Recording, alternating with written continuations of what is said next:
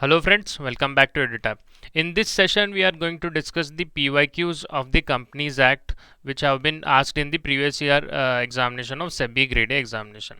So friends, before proceeding ahead, let me give you the context in which the sessions are brought forth by the EduTap. See, most of the times aspirants have a question, persistent question that, sir, where can we find the PYQs of SEBI Grade A examination? So through these video sessions, we are catering to the pain point of those particular students. So friends, let us proceed ahead. Now, before proceeding ahead, I would like to inform about the SEBI comprehensive guidebook that has been brought by the EduTap. In this guidebook, you would be able to find all the relevant information with regard to the SEBI Grade A examination, maybe the information regarding the organization, the examination pattern, and the hierarchy of the organization. So, all that examination, all the information that is relevant for any aspirant who is preparing for SEBI Grade A examination. So, friends, first of all, the guidebook has a definitive answer to all the often questions that are persisting in the minds of the student. The good thing about this book is it is available at free of cost. And second question is, where is it available? The link for the book is available in the description box below, friends. You can download it.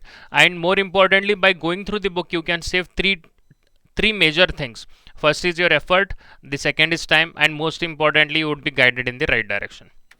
So friends, now let us start with the session. The first question of this Companies Act that has been asked in the phase 2 of the 2022. So the question is as follows. The President of NCLT, that is National Company Law Tribunal, Chairperson of National Company Law Appellate Tribunal, and judicial members are appointed by the government in consultation with DAS. Options are President of India, Law Minister, Minister of Corporate Affairs, Chief Justice of India, and option E is SEBI Chairman. So friends, I want you to pause at this particular point of time and think for yourself if you have read, because this can also act as a revision session for you. And let me tell you the answer. The answer is option D. So this question is from the section 412, selection of members of tribunal and the appellate tribunal. See, the president of the tribunal, the chairperson, and the judicial members of the appellate tribunal shall be appointed after consultation with the Chief Justice of India.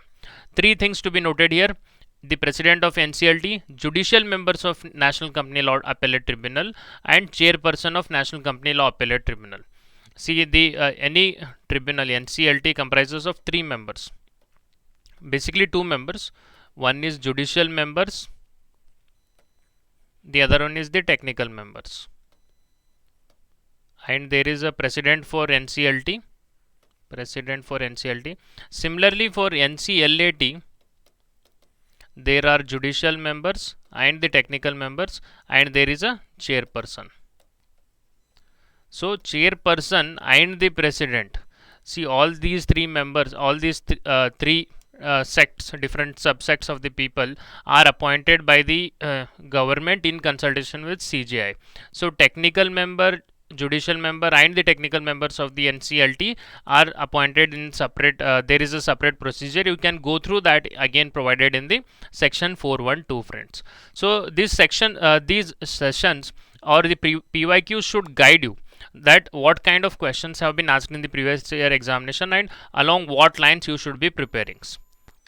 Now coming to the second question, the tenure of independent director is for dash consecutive years, and if he is to be appointed, he or she is to be appointed for a second term, a special resolution needs to be passed.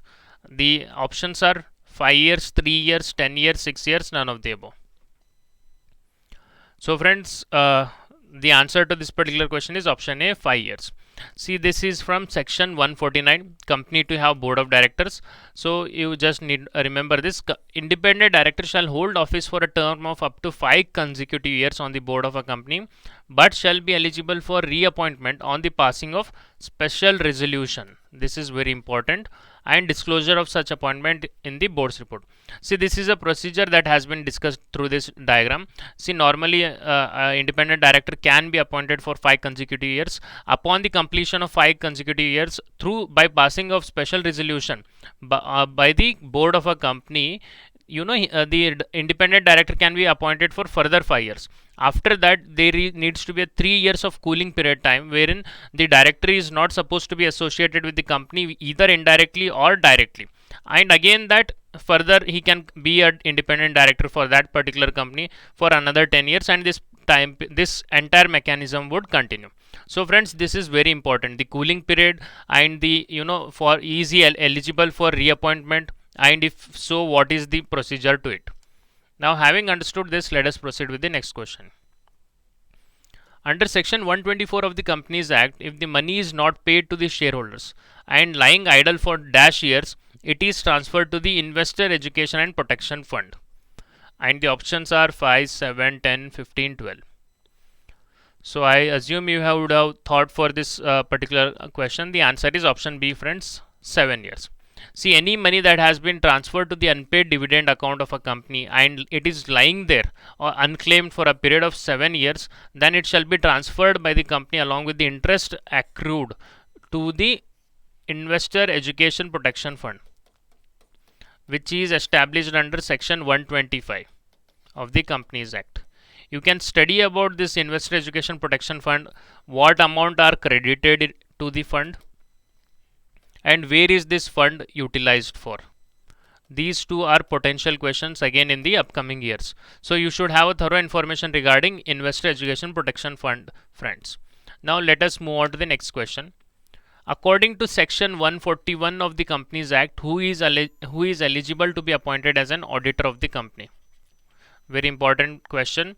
So the options are chartered accountant, company secretary, certified management accountant, chief financial officer. Option is none of the above. So while going through the question, think for yourself what could be the answer if you have already read. So through that particular exercise, you would be recalling the information. So friends, the answer to this particular question is option A, that is chartered accountant. This comes from section 141, chapter audit and auditors, wherein it is mentioned what are the eligibility, qualification and disqualifications for auditors.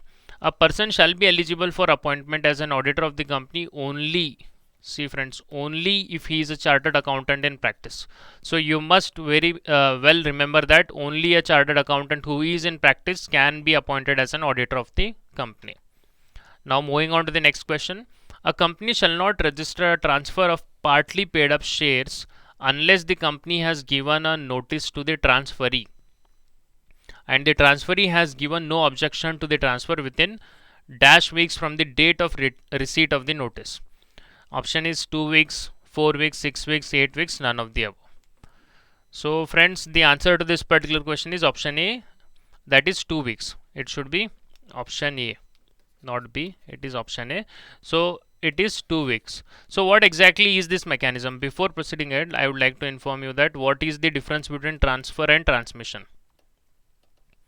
Suppose a person X is a shareholder of a particular Reliance company, and due to any unfortunate incident, the person X passes away, dies. Then whenever you are buying a share of any particular company, you need to appoint a nominee. So when that person has passed away or died due to any accident or any reason, then the nominee, the shares would transfer, shares would be passing on to the nominee. This process is known as transmission. These shares would be automatically transferred to automatically transmitted to the nominee. So hence the word transmission. Suppose their Reliance company, A is a particular shareholder of Reliance company. Now he sells the shares to person B. So this is a transfer of shares. So you must remember the difference between transfer and transmission, which is being talked about in section 56 of the Companies Act. And again, in transfer mechanism, there are two components. One second. There are two parties. So who are those? The person here in this particular mechanism, the person A who is transferring the share is known as transferor, and the person B to whom the shares are being transferred is known as transferee. So the question was asking, a company shall not register a transfer of partly paid shares. So shares have been partly paid by the person unless the company has given a notice to the transferee. See, suppose the share price is rupees 100. Now there are the person A has bought and only 50 rupees is paid on that particular share. Now if he transfers to particular person B, then the person B need to give a no objection certificate that remaining amount would be paid. Hence the question is asking, a company shall not register a transfer of partly paid up share unless the company has given a notice to the transferee and the transferee has given no objection to the transfer within dash week from the date of receipt of the notice. So this is the 2 weeks is the time period, friends. You must remember this. So now moving on to the next question. Every listed company may, upon notice of not less than 1000 small shareholders or 1/10 of the total number of such shareholders, whichever is lower, can have dash number of small shareholder directors selected by the small shareholders.